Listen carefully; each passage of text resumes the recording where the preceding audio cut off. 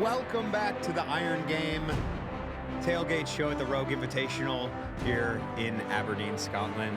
I'm joined by Peter White. How are you doing, brother? Wow, you really hit the H on that. It was a cool whip. Yeah, good. It's great. That was a pretty exciting event, 2 to go, and it's all to play for. That's all you want. Yeah, it was really cool seeing all the athletes run through the building, run through the vendor village over here. Yeah, I texted an athlete this morning and I said, do we know the last 2 workouts? And they sent back the workout and they said, through the venue. And I was like, oh, wait, what do you mean through the venue? That was really cool. And as cool as you could have made it. Yeah. Through the venue, everybody cheering, people being left hanging for high fives, left, right, and center. That's all you want. I mean, if I was running through there, I wouldn't be able to see anything or anyone. It'd be just like a zombie. I would have been walking, so. There you go. Well, we're going to move on to the women's highlights of this last event, and the story here is just Lawson, huh?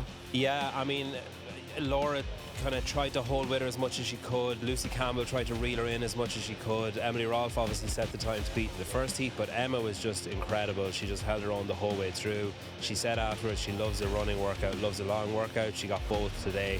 And just Lucy, I really hoped there'd be a bit of a sprint at the end, but she just kept Lucy at arm's length the whole way through that last lap and stormed her way to victory. It was incredibly impressive. Yeah, Lawson was very impressive. Just like a crazy gas tank. And then here is our overall standings. Laura Horvath cemented still at the top there. Alex Kazan and then Olivia Kerstetter. And then there we go. Emma Lawson bumped up to 4th place. Emma and Lucy probably the biggest movers there. And then Dani Spiegel took a hit down to 6th. That's probably the biggest news on the women's side. Yeah. Let's move on to the men's side. Pretty exciting stuff as well. Same thing. A ton of movement, actually, I've noticed. Yeah, we had Roman take off with Ricky and Adler. And then Ricky just basically got faster and faster, dropping from the top of the rope pretty much every time. He just can't even imagine the burning sensation in his lungs and legs throughout that whole workout. He just pulled the pin early and just went. Nobody could catch him the whole way through. A bit of damage for Pat Vellner on that one. About a 12th, maybe 13th place finish. That's going to hurt him. It's all to play for. I mean, you got Jason had a great finish on that one, but you have Adler in first overall now. And then it's kind of damage control for Jason on this next one with the overhead squats and the burpees. A great one for Vellner, who'll probably pull himself back into contention. Good one for Justin as well. But then that last workout's going to hurt Justin. You know, it's probably going to hurt Vellner. What's that last workout? Is it been announced yet or not been announced yet? I don't know if it's announced yet.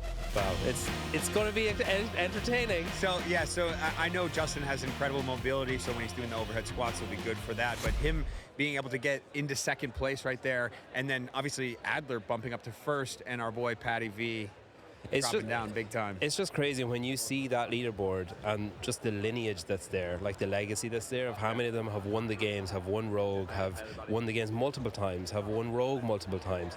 And just the volatility of the leaderboard all weekend has been so exciting.